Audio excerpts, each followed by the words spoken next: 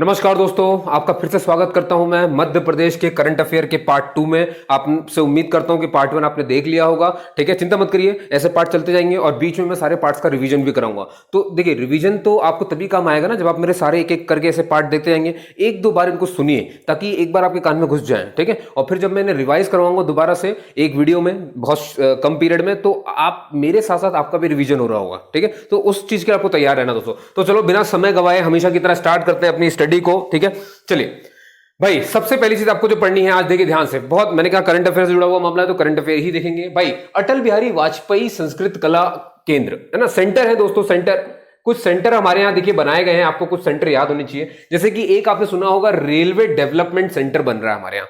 ठीक है, और एक बन रहा है हमारे पास डॉल्फिन इंफॉर्मेशन सेंटर। ठीक है, रेलवे डेवलपमेंट सेंटर और dolphin information centre. Railway development centre कहां बनाया जा रहा है दोस्तों? ये बनाया जा रहा है हमारे ग्वालियर में। ठीक है, तो इसको थोड़ा सा याद रखिएगा। रेलवे डेवलपमेंट सेंटर कहां पर है? ये बन रहा है हमारे ग्वालियर में। और वहीं पर डॉल्फिन इंफॉर्मेशन सेंटर जो बन रहा है, डॉल्फिन जो मछली होती है जो बहुत इंटेलिजेंट मानी जाती है, ये बनाया जा रहा है दोस्तों भिंड में। कहां बनाया जा रहा है? ये भिंड में बनाया जा रहा है। और भिंड आप सभी को पता ही होना चाहिए, भिंड जो है जिसका ये ऐसा जिला है एमपी का जिसका लोएस्ट सेक्स रेशियो है।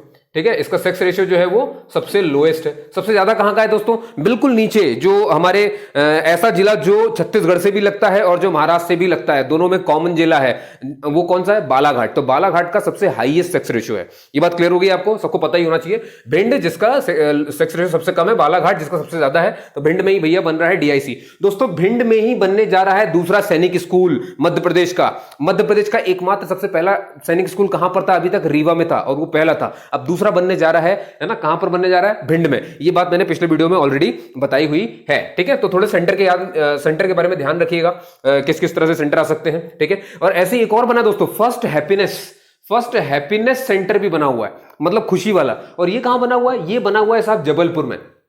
ठीक है, मैंने 4 सेंटर की बात कर दी आपसे। एक अभी अपन पढ़ रहे थे अटल बिहारी वाजपेयी संस्कृत कला केंद्र। केंद्र मतलब हो गया सेंटर। तो ये कहां पर है? ये मुरैना में बन रहा है दोस्तों। ठीक है, मुरैना आप सबको पता ही होगा, मुरैना एक ऐसा जिला है जो अपनी बाउंड्री शेयर करता है राजस्थान के साथ भी।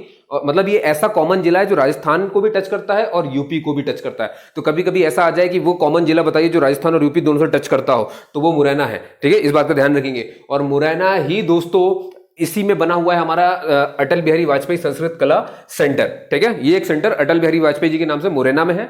मैंने आपसे कहा कि रेलवे डेवलपमेंट सेंटर आपका ग्वालियर में है। मैंने आपसे कहा कि जो हमारा डॉल्फिन इंफॉर्मेशन सेंटर है वो भिंड में है। भिंड जिसका लोवेस्ट सेक्स रेशियो है, सबसे ज्यादा highest sex ratio Madhya Pradesh में जिस जिले का है वो बालाघाट है। बालाघाट एक ऐसा जिला है जो कि महाराष्ट्र से भी टच होता है और छत्तीसगढ़ से भी टच होता है ना। वो कॉमन जिला महाराष्ट्र और छत्तीसगढ़ में आता है और मुरैना अपना यहां पर आता है। फिर मैंने आपको बताया कि एक हैप्पीनेस सेंटर भी बना हुआ है और ये पहला हैप्पीनेस सेंटर है दोस्तों, है ना। आप एमपी का पहला हैप्पीनेस सेंटर कहां बनने जा रहा है दोस्तों? वो जबलपुर में बनने जा रहा है दोस्तों। और जबलपुर, आपको पता होगा कि जबलपुर एक ऐसा जिला है हमारे मध्य प्रदेश का सबसे ज्यादा लिटरेट है ना, यानी हाईएस्ट लिटरेसी रेट कहां की है? वो जबलपुर की है। लेकिन अगर पूछ ली जाए कि लोएस्ट लिटरेसी रेट कहां की है, तो वो अलीराजपुर की है। और अलीराजपुर जिस स्टेट से टकराता है, जिस स्टेट को टच करता है, वो कौन सा दोस्तों? गुजरात है। और क्या वो सिर्फ गुजरात को टच करता है? नहीं, अलीराजपुर जिन दो स्टेट के बीच में कॉमन है वो कौन सा स्टेट है? वो आपका है गुजरात और महाराष्ट्र, है ना। अलीराजपुर महाराष्ट्र को भी टच करता है और गुजरात को भी टच करता है। ये बात क्लियर हो गई? बहुत बढ़िया दोस्तों।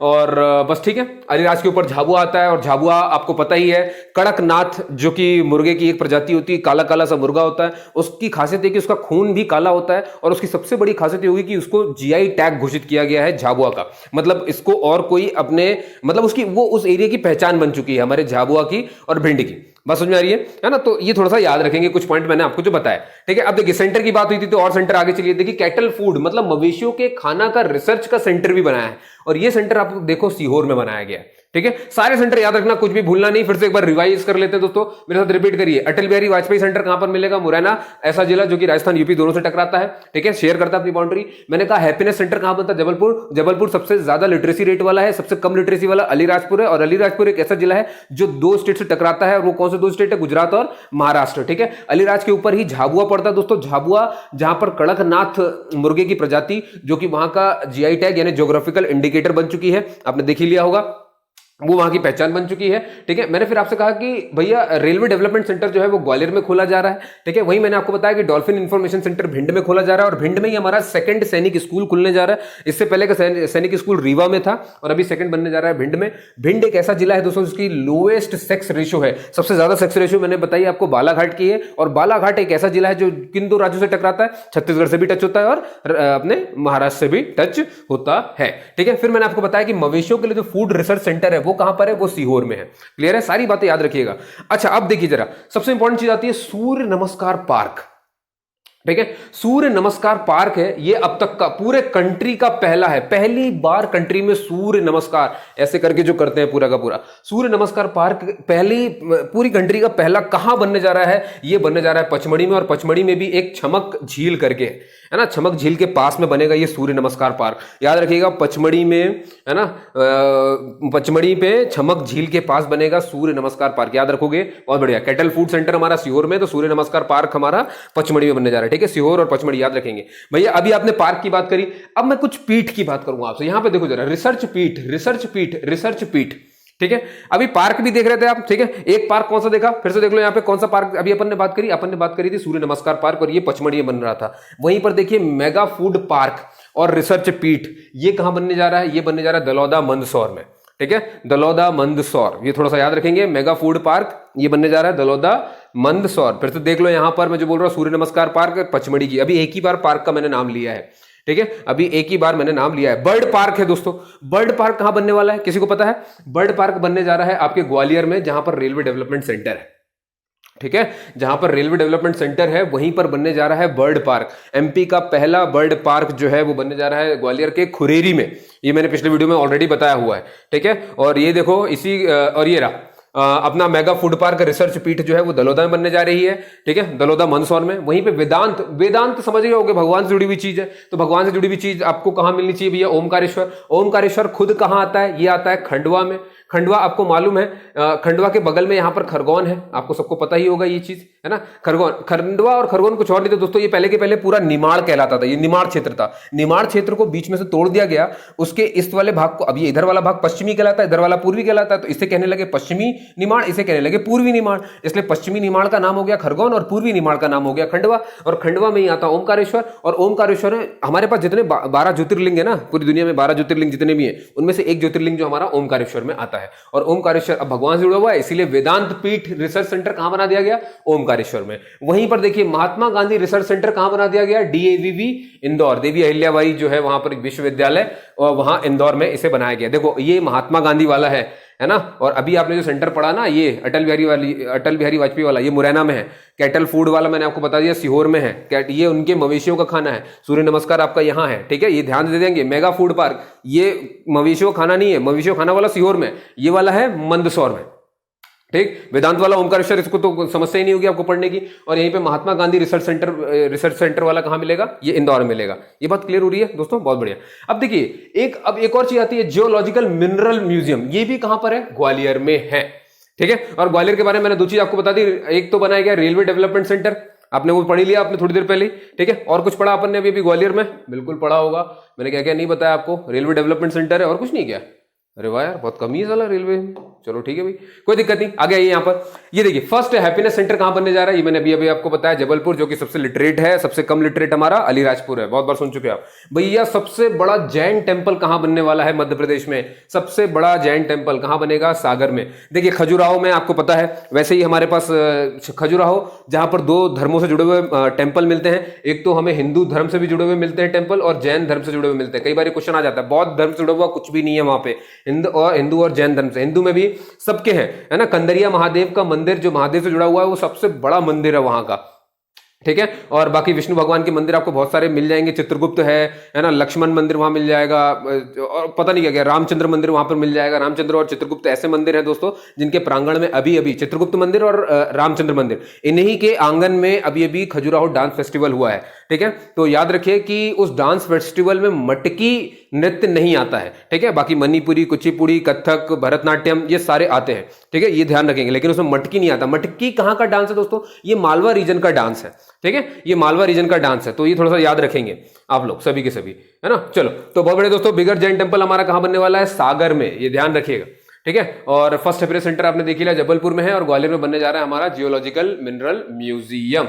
चलिए बहुत बढ़िया दोस्तों। अब आइए देखिए, एक होता है संघाई महोत्सव। संघाई महोत्सव आपको लगेगा कि ये तो सर ये कहाँ का नाम ले रहे हो आप, चाइना जापान कहाँ पहुंच गए आप। संघाई महोत्सव दोस्तों अभी अभी हमारे मध्य प्रदेश में सेलिब्रेट हुआ, लेकिन ये हमसे इसका कोई लेना देना नहीं है। ये जहां का लोकल त्योहार है वो है नागालैंड और मेघालय। हमारे जो नॉर्थ ईस्ट जो स्टेट्स हैं उनके ये त्योहार होते हैं, तो ये वो मनाते हैं, लेकिन हमने भी मनाया है। तो आप याद रखेंगे अभी भी कि किन नॉर्थ ईस्ट की स्टेट्स के हमने जो है मध्य प्रदेश ने अभी अभी महोत्सव मनाया है। तो संघाई महोत्सव हमने मनाया, लेकिन ये बेसिकली कहां मनाए जाते हैं, नागालैंड में और मेघालय में मनाए जाते हैं। भैया कैशलेस की बात कर लो आप, कैशलेस मतलब समझ रहे हो ना, मतलब पैसे यानी कि नोट नहीं होंगे वहां। तो ऐसे कौन कौन से गांव हो चुके हैं दोस्तों, देखिए जरा मध्य प्रदेश में और पूरे भारत में, जिनको कैशलेस बना दिया गया है। तो आपसे अगर पूछ दिया जाए कि पूरे भारत का पहला गांव ऐसा बताओ जो कि कैशलेस हो चुका है, तो आपको तुरंत बताना है अकदरा। अकदरा नाम है और ये गुजरात का गांव है, ठीक है। लेकिन अगर आपसे पूछ लिया जाए कि आपके एमपी में यहां पर जो सबसे पहला कैशलेस विलेज जो हुआ है एमपी में, वो कौन सा हुआ है, तो वो बड़जीरी हुआ है, और बड़जीरी भोपाल में आता है। यही भोपाल, समझ गया, भोपाल जो हमारी राजधानी है, ये बात थोड़ा सा ध्यान रखेंगे, ठीक है। मैं फिर से रिपीट करता हूं, बड़जीरी भोपाल, बड़जीरी भोपाल ये ऐसा गांव है भोपाल का जो कि कैशलेस हो चुका है, और ये एमपी का पहला ऐसा गांव है। लेकिन पूरे इंडिया में पूछते हैं कि ऐसा पहला गांव बताओ, पूरे इंडिया में पहला गांव जो कि कैशलेस हुआ हो, तो वो गुजरात का है और वो अकदरा गांव है, ठीक है दोस्तों। तो संघाई महोत्सव नागालैंड मेघालय का है, फर्स्ट कैशलेस गांव एमपी का बड़जीरी भोपाल में, और पूरे इंडिया का पहला गांव ऐसा जो कैशलेस हुआ हो वो है अकदरा गुजरात में, ठीक है। अब देखिए, अब आपको मालूम है कि हमारा जो फाइनेंशियल ईयर है मध्य प्रदेश का वो चेंज कर दिया गया है 2017 में, आपको सबको पता ही चला होगा ये चीज, है ना। अब हम कब से कब लेते हैं भैया, अब हम लेते हैं 1 जनवरी से शुरू होगा हमारा फाइनेंशियल ईयर और 31 दिसंबर तक जाएगा। तो याद रखना, एमपी गवर्नमेंट ने ये जो है घोषित कर दिया गया है। अब वो नहीं चलता है वो कि भाई क्या कहते हैं 31 मार्च से शुरू होगा और 1 अप्रैल तक जाएगा, वो वाला मामला नहीं। हमारा फाइनेंशियल ईयर यहां से शुरू होता है 1 जनवरी से 31 दिसंबर तक का, ठीक है भाई। ऐसी पहली सिटी जिसने की ट्रैफिक रोबोट रखा हो, आप सबको पता होगा, भूल मत जाना 2017 की बात है ये, है ना। क्योंकि अब देखिए क्या होता है कि आप सोचते हो कि पुराना हो गया, लेकिन ये पूछ लेगा ऐसा कौन सा जिला है ट्रैफिक रोबोट पहले। और ऐसी पहली सिटी इंडिया की जिसने अपॉइंट किया ट्रैफिक रोबोट को, तो वो कौन है दोस्तों, वो हमारा इंदौर है। और ये काम इन्होंने 2017 में किया था, अब तक किसी ने किया नहीं, इसलिए आपको पता होना चाहिए। समझ गए दोस्तों, इंदौर आपने देख ही लिया। इंदौर के बारे में अपन अब कितनी सारी बातें नहीं हो सकती इंदौर के लिए, ठीक है। इंदौर के लिए अभी मैंने आपको एक चीज सुनाई थी, और वो क्या थी भैया कि महात्मा गांधी सेंटर यहां पर खोला गया है, महात्मा गांधी, वो भी कहां, DAVV इंदौर में। क्लियर है दोस्तों, चलिए बहुत बढ़िया। इसके अलावा अगर आपको कुछ ध्यान रखना तो इतना याद रखिए, जैसे कान्हा टाइगर रिजर्व आप सभी जानते हैं, जिसको जो कान्हा नेशनल पार्क है हमारा, जहां पर वो इस पूरे भारत का ऐसा नेशनल पार्क है जिसको खुद का मैस्कट मिला है, ठीक है। और इस मैस्कट का नाम क्या है दोस्तों, अभी तक भारत में किसी को खुद की पहचान नहीं मिली थी जिसे हम मैस्कट के नाम से जानते हैं। हमारे national park Kanha national park को मंडला में जो कि आता है उसको मैस्कट मिला है, उसको खुद की पहचान मिली है। और वो कौन है दोस्तों, वहां पर रिजर्व किया गया जानवर जो उसकी पहचान भी है और जो हमारा राजकीय पशु भी है। बात समझ में आ रही है, हमारा राजकीय पशु कौन है दोस्तों, हमारा राजकीय पशु आपको सभी को पता होगा, बारहसिंगा, है ना। ब्रेड जो हमारा बारहसिंगा है, स्वैम्प डियर जिसे अपन कहते हैं, ठीक है, वो है, ठीक है। तो उसी को वहां पे संरक्षित भी किया गया है और उसी के नाम से मैस्कट भी है, और मैस्कट का नाम रखा गया है भूर सिंह दा बारहसिंगा। ये थोड़ा सा याद रखेंगे दोस्तों, ठीक है। और मैंने बाकी आपको बता दिया खंडवा, ठीक है, खंडवा खंडवा खंडवा, देखो खंडवा तो हो गया ना भाई, खंडवा के बारे में सब कुछ पढ़ लिया होगा जी। देखो खंडवा यहाँ पर, अच्छा खंडवा में एक चीज और याद रखिए दोस्तों, यहां पर ही हमने जो हमारी राजकीय मछली है ना, महाशीर भाई, अगर ये राजकीय मछली है तो इसके बारे में थोड़ा सा बता देता हूँ, हालांकि पिछले वीडियो में मैंने बताया हुआ है, फिर भी सुन लीजिए। महाशीर हमने सेंटर बनाया हुआ है, महाशीर एंड कलर फिश सेंटर, ये भी खंडवा में ही मिलेगा आपको दोस्तों, ठीक है। खंडवा में ही मिलने वाला है, यानी कि पूर्वी निमाड़ में मिलेगा। अब महाशीर हमारी क्या है, राजकीय मछली है, स्टेट फिश है ये हमारी, ठीक है। और अब क्या बोलूं इसके बारे में, बस हो गया इतना काफी इसके। अच्छा इसको याद रखिए, इसको हमने एक्सटिंक्ट घोषित किया हुआ है, IUCN जो है हमारा, international union of culture conservation of nature करके, है ना, जिसका जो सेंटर है वो ग्लैंड में आता है, ग्लैंड जो है स्विट्जरलैंड में आता है, ठीक है, ये ध्यान रखिएगा। इन्होंने इसको महाशीर को एक्सटिंक्ट यानी कि विलुप्त प्रजातियों में रखा हुआ है, अपनी रेड लिस्ट में रखा हुआ है, ठीक है। और आप यकीन नहीं मानेंगे, इसे 2009 में इन्होंने इस लिस्ट में रखा था और हमने इसको अपनी राजकीय मछली बना लिया 2011 में। और ये जो हम महाशीर सेंटर बनाने जा रहे हैं खंडवा में, ये हमने काम किया है 2018 में।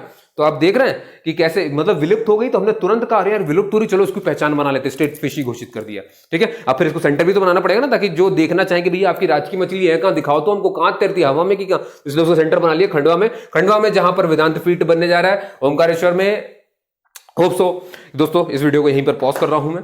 ठीक है, ये पार्ट 2 था और मैंने जैसा कहा हर वीडियो में रिवीजन भी होता चला जाएगा और एक वीडियो ऐसा बनाऊंगा 4 या 5 वीडियो के बाद जिसमें सारा रिवीजन करेंगे। तो आपको कुछ नहीं करना है, आप बस मुझे सुनते चले जाओ, आपका करंट और आपका पूरा एमपीजी के इस तरह से तैयार हो जाएगा, है ना, स्टैटिक पार्ट पोर्शन पूरा। ठीक है दोस्तों, इसमें नया करंट भी है, सब कुछ है। ठीक है, तो आपने मुझे सुना, ये वीडियो आपको कैसा लगा मुझे प्लीज बताना, आपको ये हेल्प कर रहा है कि नहीं, मुझे भी थोड़ा सा पता चलना चाहिए। ठीक है, तो उसके लिए जो भी है आपने मुझे सुना उसके लिए बहुत बहुत धन्यवाद। जय हिंद, जय भारत दोस्तों, थैंक यू वेरी मच।